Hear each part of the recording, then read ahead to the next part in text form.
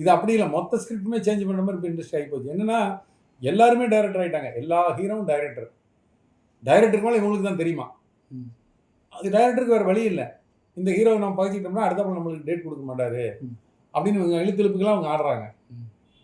சரி, இந்த டைரக்டருங்க இப்படி ஆடுறாங்கன்னு வைங்க. இப்போ நான் சொல்கிறேன், நீங்கள் இப்போ டாப் 6-7 ஹீரோ வச்சுக்கோங்க. ரஜினி, கமல், விஜய், அஜித், சூர்யா, கார்த்தி, விக்ரம், இவங்க எல்லாருமே இவங்களுடைய கதை கேட்டு தான் படம் நடிக்கிறாங்க இல்லைங்களா? எல்லாம் கதை கேட்டு தான் படம் நடிக்கிறாங்க. சமீபத்தில் இந்த 5-6 வருஷமாக இவங்க எல்லாருமே எத்தனை % ஹிட் கொடுத்துருக்காங்க? ஒரு ஹீரோ கூட 50% ஹிட் கூட கொடுக்கல.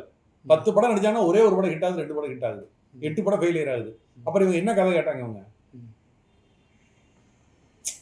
கதை கேட்டு நடிச்சிருந்தாங்கன்னா இவங்க சொல்றாங்கல்ல, எங்களுக்கு ஸ்டோரி நாலேஜ் இருக்குது, நாங்கள் தான் கதை கேட்டா தான் நடிப்போம், எங்களுக்கு இந்த கதை பிடிக்கல, அந்த கதை பிடிக்கலன்னு எத்தனையோ நல்ல டைரக்டர் போய் காத்தனாலும் பிடிக்காம விரட்டி விட்டுறாங்க. சரி, ஓகே. அப்போ நீங்கள் கதை கேட்டு நடிக்கிற படத்தில் 10ல் 9 சக்ஸஸ் ஆகணுமா இல்லையா? ஆனால் 10ல் ஒரு 8வது சக்ஸஸ் ஆகணுமா இல்லையா? 10ல் 1-2 சக்ஸஸ் ஆகுது, 8 படம் ஃபெயிலியர் ஆகுது. என்ன காரணம்? உங்களுக்கு யாருக்கு ஒரு தயாரிப்பாளருக்கு கதை கேட்குற நாலேஜ் இருக்கும், அவங்க கேட்பாங்க, அவங்க அதுக்கு தகுந்த ஆர்டிஸ்ட்டை போடுவாங்க. நீங்கள் அப்படி இல்லை, உங்களுக்கு தகுந்த கதையை தேடுறீங்க.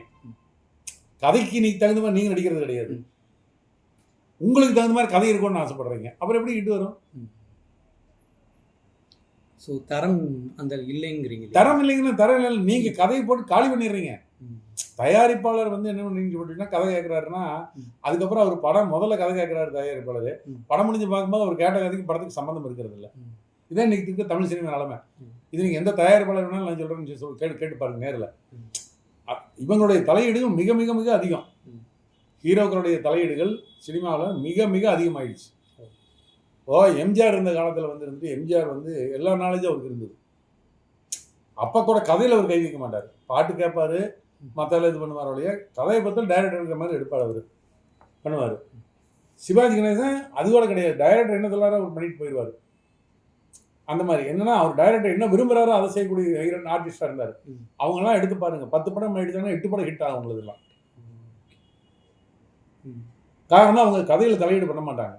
இவங்க 10 படம் எடுத்தாலும் 8 படம் தோல்வி படம் கொடுக்குறாங்க, இவங்க தான் கதையில் தலை அதிகம் பண்ணுறாங்க. அந்த மாதிரி ஒரு நிலைமை மனங்க எடுத்து இன்றைக்கி சினிமா இப்படி ஒரு அதலபாதலத்துக்கு போயிடுச்சு. பணம் போட்டு வியாபாரம் பண்ணக்கூடிய அத்தனை பேரும் நஷ்டத்தில் இருக்கிறாங்க. தயாரிப்பாளர், விநியோகஸ்தர்கள், திரையரங்க உரிமையாளர்கள், இந்த 3 செக்டாருமே இன்றைக்கி தமிழ் சினிமாவில் சந்தோஷமாக கிடையாது.